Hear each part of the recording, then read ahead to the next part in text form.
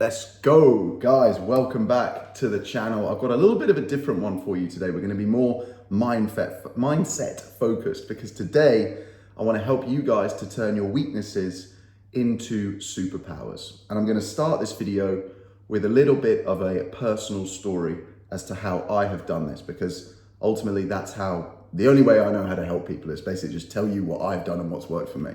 So for years, like probably a decade, I used to wake up almost every single day anxious as hell.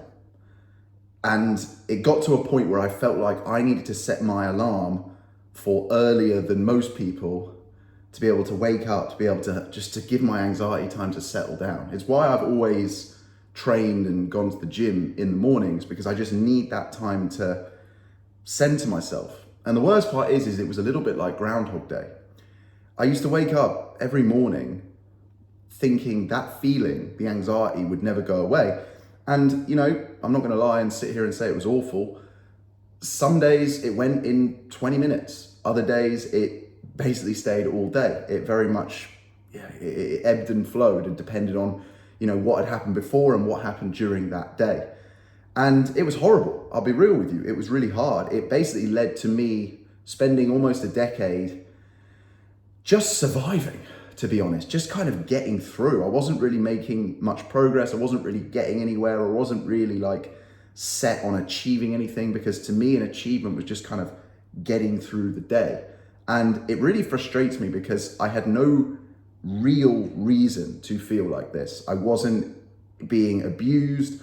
I wasn't in poverty. You know, here I am sitting here, this privileged white middle-class heterosexual man, complaining about my circumstances, but ultimately, you know, it just is what it is, and I want to be completely truthful and honest with you. And it distracted me, it made me more irritable, and like I say, it really led to me just not being able to get that far ahead. And then it's kind of mad whenever you, and I'm sure you can relate to this, maybe in a different way though, is something's bothering you for ages. Maybe it's, you know, you're not making enough money, or you're not losing the weight that you want to lose, or not building the muscle, or maybe it's something around mental health like I'm talking about here, and you know it's an issue, and you probably know the solution, the fix is out there, but you spend, you know, weeks, months, even maybe years, as stupid as I was, sort of putting off looking into like what it actually is. I suppose it's maybe a part of the process of denying it. I don't really know.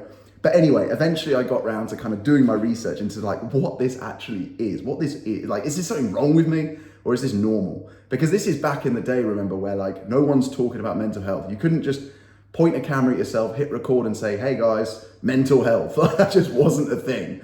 And I found out that what I found out changed the way I looked at it for the better. Because I found out that we, particularly, I mean, not just men, but particularly for men, we're meant to feel a rise in our cortisol levels in the morning. It's called CAR, which stands for cortisol awakening response.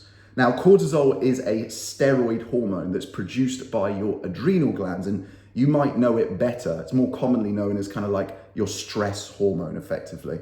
Its levels, the cortisol levels, increase in response to stress in your blood, okay? So the levels in the sort of amount of cortisol in your blood flow increases as stress increases, right? It's like a stress response, effectively.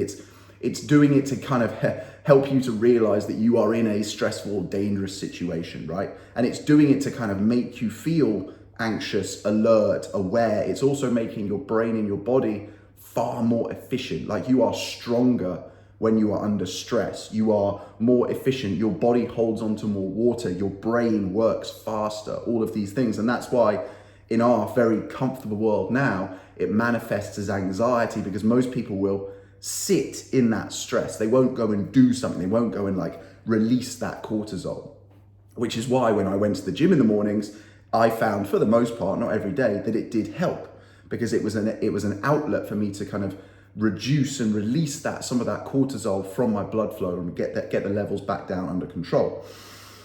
Anyway, the point of me saying that is, if you wake up in a similar situation, and like I said, I really don't know if anyone's going to relate to this, but if you do, if you wake up feeling stressed, feeling anxious, feeling maybe a bit overwhelmed, that's normal. And if you think about it, it's actually programmed into our DNA, because at the very core of what a man is, we're hunters and we're protectors. we're meant to wake up in the morning and like, right, let's go and have it, right?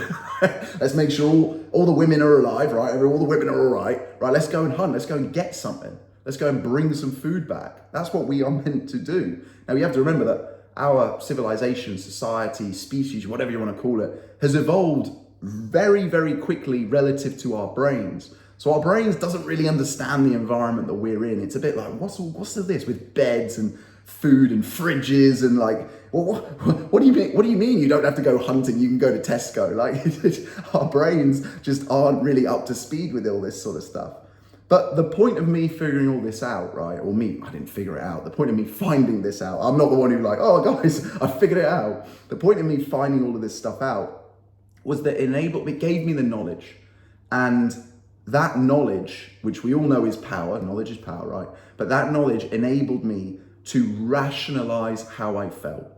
It made it far less emotional and made it far more logical. And when you're thinking logically rather than emotionally, everything just gets better. It really, I suppose, it humanized it for me. Like I say, knowledge is power. But if you think a little bit more about it, if you think a little bit deeper, knowledge isn't just power, is it? Because knowledge is also leverage. Because I was able to use that knowledge. I was able to use that knowledge to flip what I used to think or used to see as a weakness and realize that actually, if I leveraged it in the right way, it could be a superpower. And it's kind of mad because as soon as I found that out and then spent some time reframing it in my head, I realized that I actually wouldn't have this any other way. I realized that this isn't me waking up anxious. This is me waking up hungry, motivated, driven, ready to go. And the key to that, once you've kind of framed it in that way, is to then figure out how to channel it, how to release it. So that could be throwing yourself into work first thing in the morning.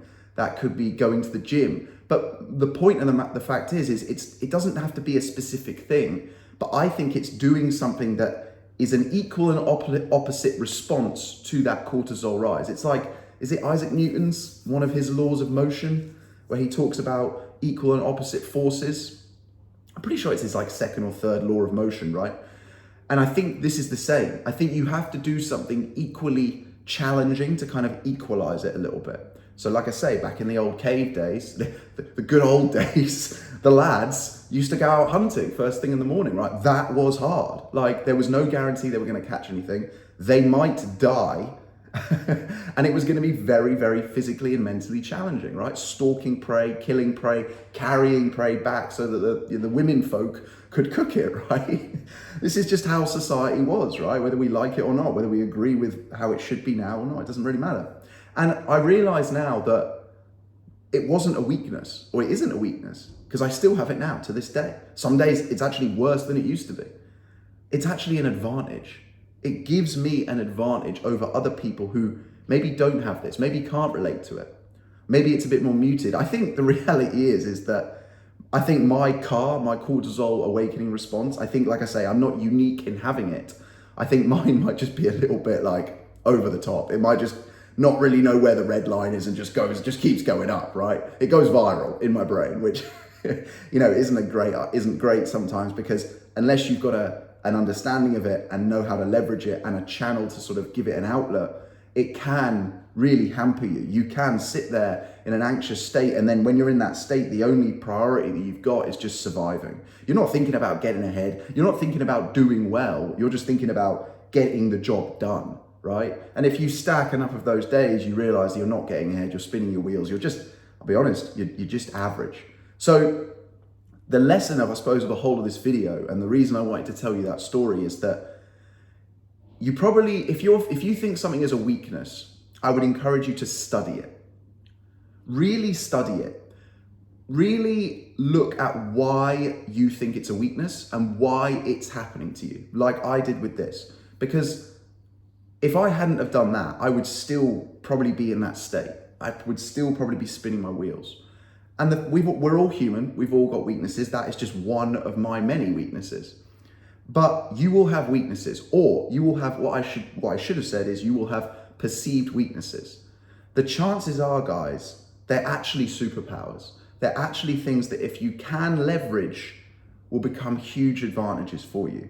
Because if you can understand them, you can flip them and you can make them those superpowers. You can reframe the parts of your life that you used to want to get rid of and now use them to your advantage. Because I guarantee you, whether it's God, Allah, Buddha, the universe, I don't know. I do believe there is some sort of spiritual realm, and I do believe that we have been given all of these things, our makeup, as gifts.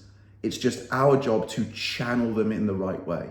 So what I used to think as my weakness was waking up in this anxious state, I now realize was me waking up hungry, motivated, ready to go. It's why I am, quote unquote, a morning person, because once I'm up, I'm up.